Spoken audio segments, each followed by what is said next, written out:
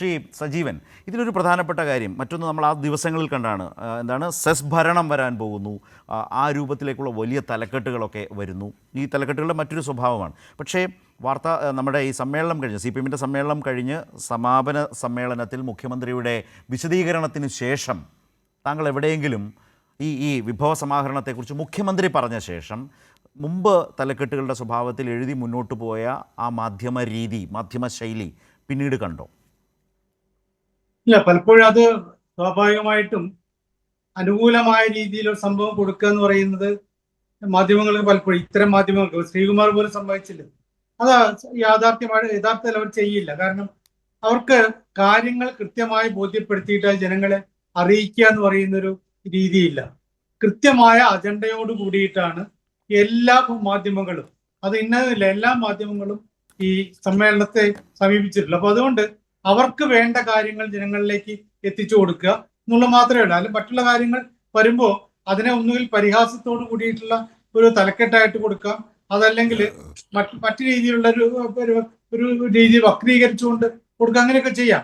ഇവിടെ വളരെ കൃത്യമായിട്ട് നമുക്കറിയാം, പാർട്ടി സമ്മേളനത്തിൽ വളരെ വ്യക്തതയോട് കൂടിയിട്ട് സംസ്ഥാന സെക്രട്ടറിയുടെ റിപ്പോർട്ട് ഉണ്ടാവുന്നു, മുഖ്യമന്ത്രിയുടെ നയപ്രഖ്യാപനം ഉണ്ടാവും, ഇതൊക്കെ ഉണ്ടാവുന്നുണ്ട്.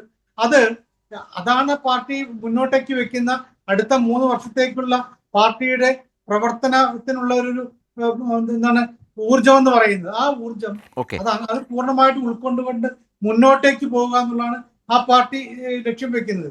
അല്ലാതെ മാധ്യമങ്ങൾ ഇതെങ്ങനെ കൊണ്ടുപോകുന്നു, എങ്ങനെ എന്തെല്ലാം രീതിയിൽ ചർച്ച ചെയ്യുന്നുള്ളതല്ല. പക്ഷെ സത്യത്തിൽ ജനങ്ങൾ ആഗ്രഹിക്കുന്ന ഒരു കാര്യമുണ്ട്. ഇവിടെ ഈ പാർട്ടി സമ്മേളനം നടക്കുമ്പോൾ അതിൽ എത്രമാത്രം, നേരത്തെ ശ്രീകുമാർ ചോദിച്ചൊരു ചോദ്യം വളരെ വ്യക്തമാണ്, ജനങ്ങൾക്ക് എന്തെല്ലാം ഗുണമുണ്ടാകുന്നു, അതിനെ ഇഴകീറിയിട്ട് ജനങ്ങൾക്കിടയിൽ അവതരിപ്പിക്കുക എന്ന് പറയുന്ന ശരിയായ മാധ്യമ പ്രവർത്തനം അത് ഉണ്ടാവുന്നില്ല എന്നുള്ളതാണ് ഏറ്റവും ദയനീയമായ കാര്യം. അതുകൊണ്ട് ശരിക്കും ഞാൻ മനസ്സിലാക്കിയെടുത്തോളം പാർട്ടി സമ്മേളനത്തെ കുറിച്ചുള്ള യഥാർത്ഥത്തിലുള്ള വാർത്തകൾ വരേണ്ടത് സമ്മേളനം കഴിഞ്ഞതിന് ശേഷമാണ്.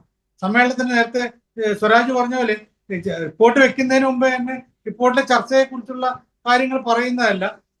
ഇതെല്ലാം കഴിഞ്ഞിട്ട് പാർട്ടി ഒരു നിലപാടിലെത്തുന്നു, അത് വെച്ചുകൊണ്ട് ഇത് എത്രമാത്രം ഗുണകരമാണ്, എത്രമാത്രം ദോഷം ചെയ്യുന്നു എന്നുള്ളതാണ് നോക്കേണ്ടത്. രണ്ടാമത്തെ കാര്യം, പാർട്ടിയില് ഓരോ ഫോറത്തിലേക്കും ആരെല്ലാം എത്ര പേരെ എടുക്കുന്നു, ആരെയെല്ലാം എടുക്കുന്നുള്ള അതിന് വേണ്ടിയിട്ടാണല്ലോ ആ സമ്മേളനം.